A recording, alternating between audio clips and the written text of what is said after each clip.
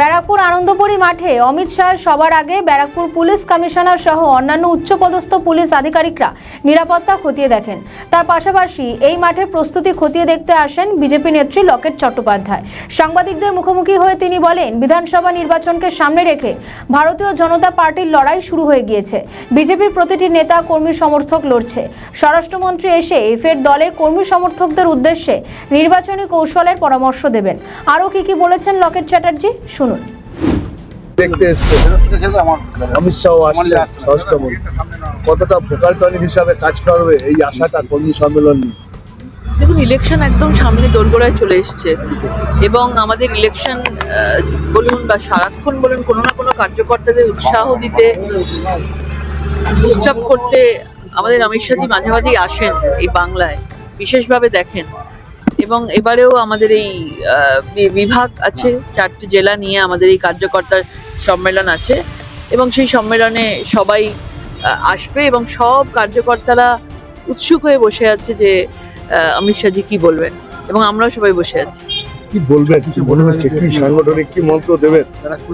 সংগঠনে তো প্রচুর সবাই কাজ করে যাচ্ছে। আমাদের মানে লাস্ট তৃণমূল সরকারকে অন্যায়ের বিরুদ্ধে যে প্রতিবাদ ভারতীয় জনতা পার্টি করেছে, রাস্তায় নেমে করেছে, 365 দিন কাজ করেছে এবং এখনো করে যাচ্ছে।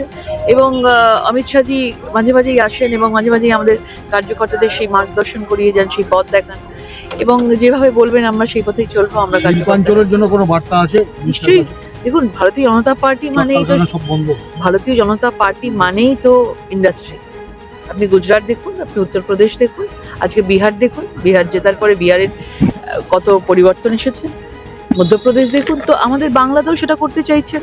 এবং আমাদের এই ব্যারাকপুর বলুন, এই দিক শিল্পাঞ্চলগুলো বলুন, তো একদম তো একটার পর একটা ইন্ডাস্ট্রি বন্ধ হয়ে গেছে, জুট কারখানাগুলো বন্ধ হয়ে গেছে, কলকারখানাগুলো পুরো বন্ধ হয়ে গেছে। ইউনিয়নবাজি থেকে শুরু করে বিভিন্ন ধরনের রাজনৈতিকভাবে তাদেরকে মানে তাদের আজকে কাজ নেই। এবং এইসব জায়গাগুলোতে আমরা চাই যে ভারতীয় জনতা পার্টি, আমরা বারবারই বলেছি, সরকার এলেই তবে আমরা এগুলো করতে পারবো। আমাদের ভিডিও ভালো লাগলে লাইক ও শেয়ার করুন, কমেন্ট সেকশনে আপনাদের মতামত জানান।